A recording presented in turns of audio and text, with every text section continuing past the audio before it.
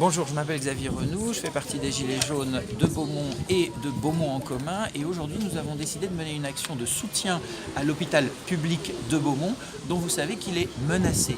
Menacé de fermeture, de suppression de postes, de fermeture complète à terme et progressive dès maintenant. On détourne déjà des patients, on déménage déjà des machines.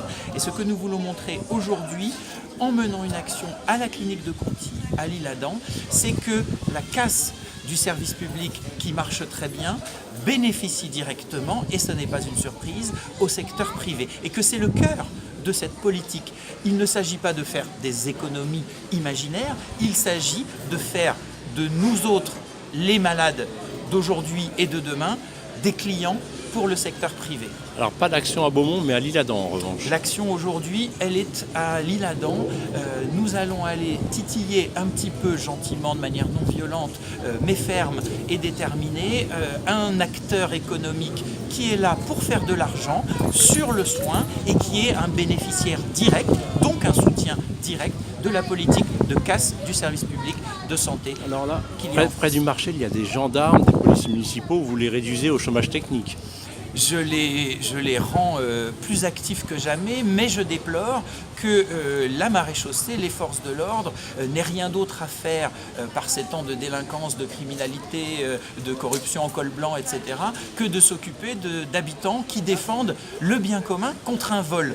Il faut bien comprendre que même si tout cela est légal, nous assistons à un vol. Cet hôpital de Beaumont, comme l'ensemble des services publics, a été payé par nous tous, par nos impôts, par notre travail. Et aujourd'hui, des gens décrètent, à travers le gouvernement de M. Macron, qui n'a jamais annoncé dans son programme qu'il allait fermer, bien sûr, les hôpitaux, les écoles de l'Oise ou du Val d'Oise et tout un tas d'autres services publics dans ce pays, nous assistons à un vol pur et simple d'une richesse collective, d'un bien que nous avions socialisé et qui était facteur de progrès. Que vont devenir les malades, les plus fragiles, les personnes handicapées, les personnes âgées de Beaumont, des environs de Beaumont, du sud de l'Oise, du nord du Val d'Oise?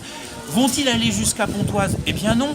On sait que si l'on a un AVC ou une crise cardiaque, il faut être à 20 minutes maximum d'un lieu de soins. Là, il faut plus de 30 minutes pour se rendre à Pontoise quand tout circule très bien. Alors ils vont aller où? Les gens qui peuvent se le payer, ils vont aller à Conty, et les autres, eh bien, ils vont mourir dans leur voiture ou leur maison. Parce que c'est de ça qu'on parle. On ne parle pas seulement d'un service public en général, on parle d'un service public crucial qui est une question de vie et de mort.